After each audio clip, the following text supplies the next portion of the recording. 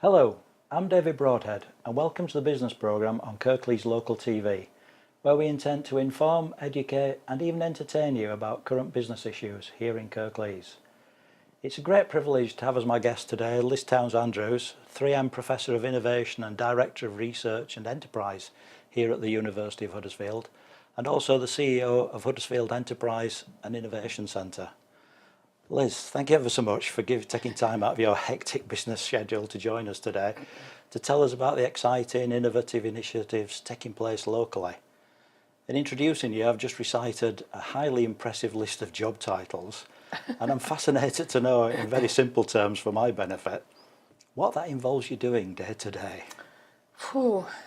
It is a big portfolio, but predominantly what I do is work with the academics and the university to actually promote business interactions and our engagement with local businesses. That could be everything from the skills they need, the general support they need to grow, right through to really strategic partnerships and big sort of research programmes.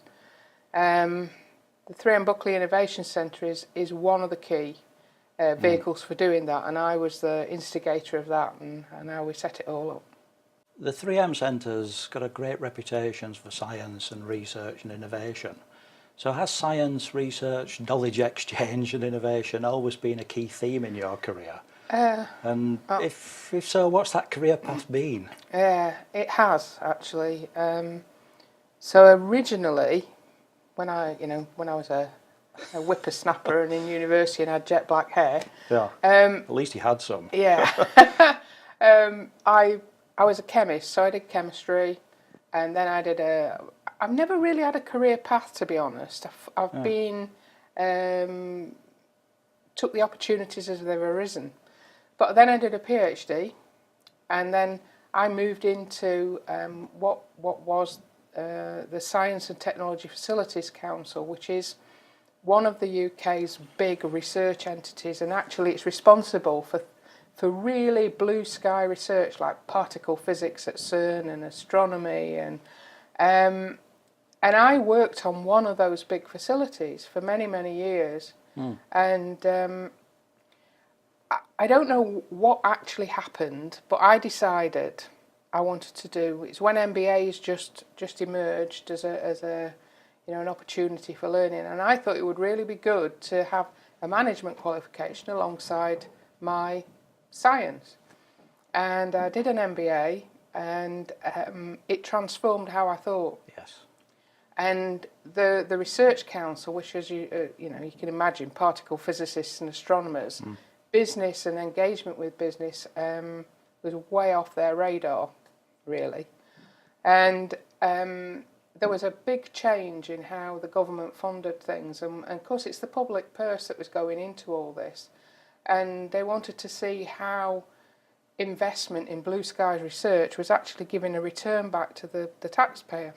Okay. So I then took over, given that I got business now, so we tried to get businesses engaging with some of these large facilities, and I had a small team, and I went from one thing to another, engaging with businesses, demonstrating what the impact of public sector investment was. And in 25 years that I was in that organisation, I started off as a research scientist and ended up on the executive of the Research Council as Director of Innovation, and set up two enormous science and innovation campuses, one in Oxfordshire and one over in Cheshire, before coming to Huddersfield. And then what the university gave me the opportunity to do was actually then all of the interactions I'd learned of engaging with businesses and academia. It's almost, have you seen that picture of a woman where some people see a young woman and some people see an old woman? Well, working at the interface between academia and industry, you need to be able to see both faces. Yes. And I can see both faces. Yeah. And I can have a conversation on the one hand with an academic and be a pseudo-academic. At the same time, I could turn around and have a conversation with business.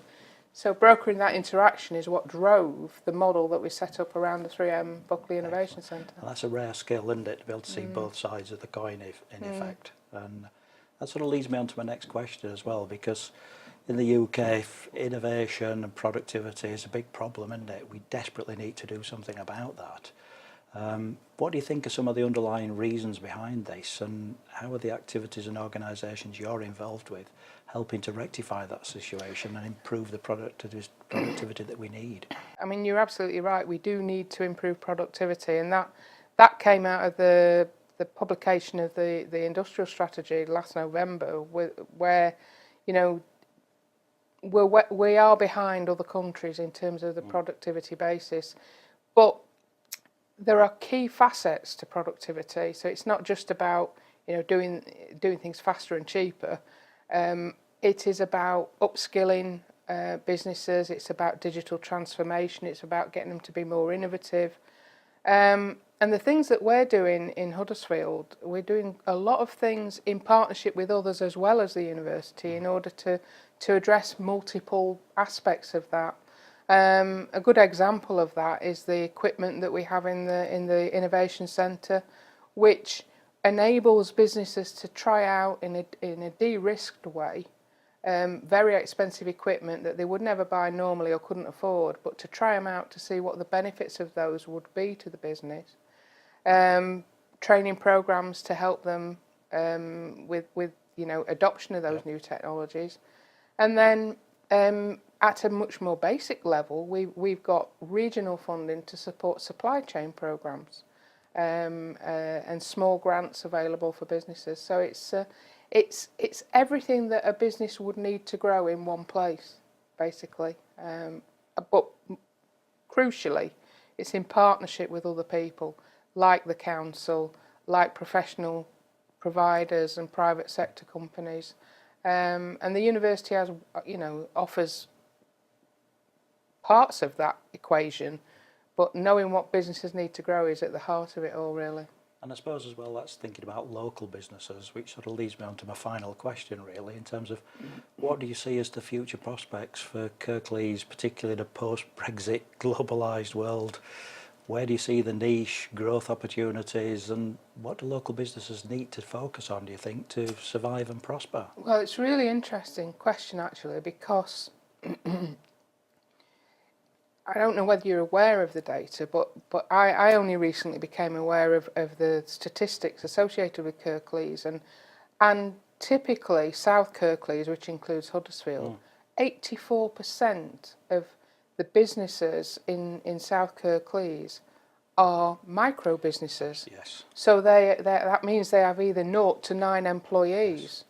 And in order for growth and accessing new markets, which we're going to have to do post-Brexit, we need to be able to help those businesses grow and scale up and be more productive, because we need to be getting our businesses into new markets, into new supply chains, looking at opportunities overseas where we don't currently work. A lot of that will then kick back into what we were talking about earlier in terms of productivity. So we need them to be more productive, more innovative, so that they're competitive in new markets. But the micro businesses and the scale up of those businesses is going to be critical. A large proportion of the businesses in Kirklees as well are still manufacturing, textile, professional services.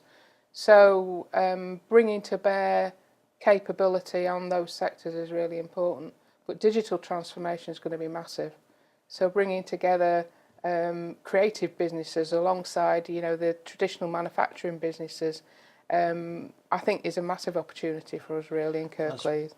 Well, sadly, that's all there is for this week. I'd like to thank you, Liz, for joining us today and sharing your thoughts and experience and even crystal ball with us. And I look forward to seeing you next time here on the business programme on Kirklees Local TV. Goodbye.